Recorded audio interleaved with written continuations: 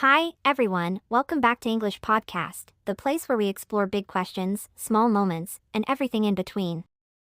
I'm Kayla, your host, and I'm so excited to have you here today. Our topic for this episode is something that touches all of us in one way or another. Do we need love? It's such a powerful word, isn't it? Love. We hear it in songs, read it in books, and see it in movies. But beyond the romanticized version, do we actually need love in our lives? And if so, why? To help me unpack this, I've invited a friend and thoughtful conversationalist, Alex. Alex, welcome to the show. Hi, Kayla. Hi, everyone. Thanks for having me. I'm really excited to dive into this. Love is such a fascinating topic. It's so personal, but also so universal. Exactly. So let's start by breaking it down. Alex, if someone asked you to define love, how would you describe it? Hmm, that's a tough one because love is so multifaceted. But if I had to put it into words, I'd say love is a deep connection and care for someone or something. It could be romantic, platonic, familial, or even self-love. It's about prioritizing someone else's well-being and happiness, often alongside your own. Beautifully said. And I think that's what makes love so complex. It wears so many different hats. But here's a question for you. In today's fast-paced world, do you think people still make time for love? Honestly, I think it's a struggle. We live in a time where productivity is glorified, and it's easy to get caught up in the hustle. But here's the thing. Love doesn't need to be this grand, time-consuming thing. It can show up in small, everyday moments, Like what? like sending a quick text to a friend, sharing a meal with your family, or even just smiling at someone on the street. These little acts remind us that we're not alone. And honestly, I think those moments are just as important as the big gestures. I agree. Sometimes it's the small things that carry the most weight. But, Alex, let's play devil's advocate for a moment. What about people who say they're fine without love? You know, the I'm independent, I don't need anyone mindset. Oh, I've heard that before. And while independence is great, I think it's a misconception to equate independence with isolation. You can be self-sufficient and still crave connection. It's human nature.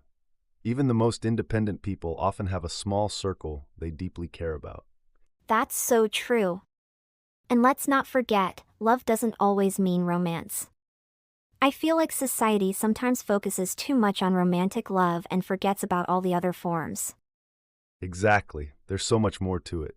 The love between friends, the unconditional love from a parent, or even the love we feel for our pets. Those kinds of love are just as vital, if not more so. Speaking of different kinds of love, what about self-love? Do you think it's undervalued? Oh, absolutely. Self-love often gets overshadowed by the idea of giving love to others. But the truth is, self-love is foundational. If you don't take care of yourself, it becomes harder to show up fully for the people you care about. That's a really important point.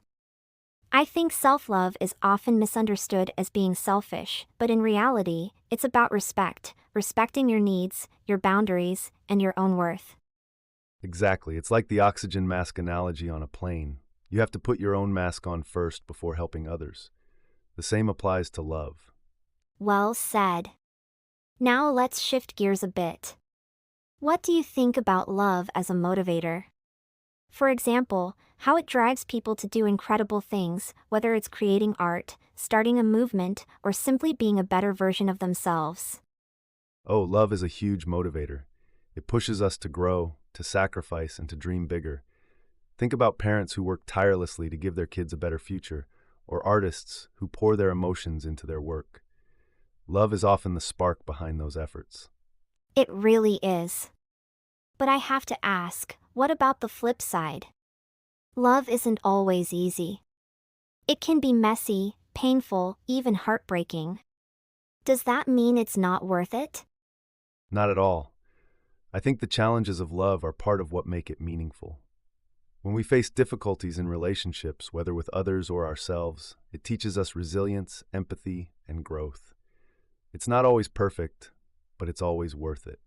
I couldn't agree more. Love, in all its forms, is one of life's greatest teachers. So, Alex, let's wrap this up with the big question: do we need love? Yes, without question. Love is what connects us to each other and to ourselves. It's not a luxury, it's a necessity. Beautifully put. And I think that's a perfect note to end on. Love might not solve all our problems, but it gives life its meaning and color. Thank you so much for joining us today, Alex. And to everyone listening, thank you for spending your time with us. If this episode got you thinking about love, whether it's the love you give or the love you receive, take a moment to reflect and share your thoughts with someone you care about. And don't forget to subscribe to English Podcast for more meaningful conversations. We're here every week exploring the big questions of life. Until next time, I'm Kayla, reminding you to speak, listen, and live with love. Bye, everyone! Bye, and thanks for having me.